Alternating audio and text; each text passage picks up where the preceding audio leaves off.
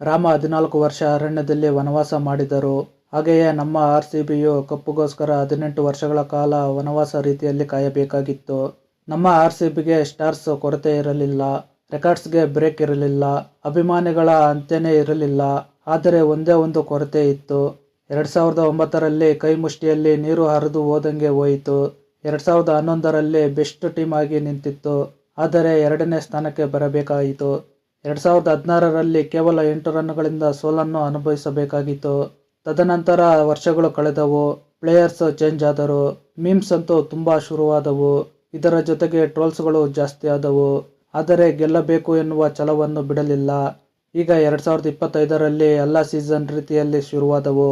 ಆದರೆ ಈ ವರ್ಷ ತುಂಬ ಡಿಫರೆಂಟ್ ಆಗಿ ಫೈಟ್ ಮಾಡಿ ಮ್ಯಾಚುಗಳನ್ನು ಗೆಲ್ಲುತ್ತಾ ಹೋಯಿತು. ಹೆಚ್ಚಾಗಿ ಬೇರೆ ಟೀಮ್ ಅಂಗಳದಲ್ಲಿ ಹೋಗಿ ಸೋಲುತ್ತಿದ್ದವು. ಆದರೆ ಈ ಸೀಸನ್ನಲ್ಲಿ ಮಾತ್ರ ಹೋಗಿದ್ದೆಲ್ಲ ಕಡೆ ಬಾರಿಸಿ ಬಡಿದೆಬ್ಬಿಸಿ ತಿರುಗೇಟು ನೀಡಿದವು. ಅಭಿಮಾನಿಗಳ ನಂಬಿಕೆಯನ್ನು ಉಳಿಸಿಕೊಂಡು ಬಂದಿರುವ ಅವಮಾನಗಳಿಗೆ ಎದುರುತ್ತರ ನೀಡುತ್ತಾ ಯುದ್ಧ ಮಾಡಿದರು.